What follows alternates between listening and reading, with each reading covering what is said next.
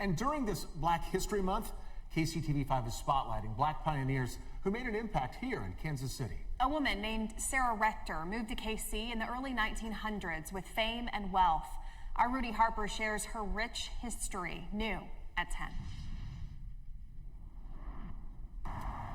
The mansion of Sarah Rector. Does it have a name? It may be history's best kept secret. Oh, just the mansion of Sarah Rector here at 12th and Euclid. This is wonderful. UMKC African Studies professor Adrian Walker Horde says Sarah Rector made national headlines in the 1900s. All of the people who were the artists and scholars of the day, they knew her. They visited this home. She moved to Kansas City when she was 18. Dwayne Williams is the president and CEO of 12th Street Heritage, a development corporation that once called the Rector Mansion home. It's been sold and now boarded up with posted signs to keep out. Just felt that you were still in the presence of royalty. Researchers believe Sarah Rector was born on March 3, 1902 in Muskogee, Oklahoma. Records show she was the first Black woman millionaire who moved to KC when she was 18.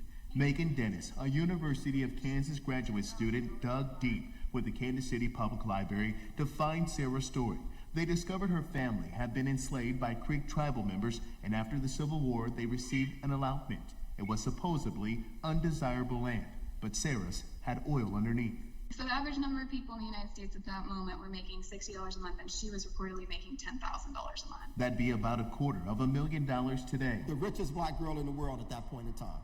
Can you imagine that? Rector died in 1967, but the place she called home still stands today as a reminder. We can learn a lot about social conditions at that time, but also how people persevered, especially people of color such as herself. Hidden in plain sight of our shared history in Kansas City.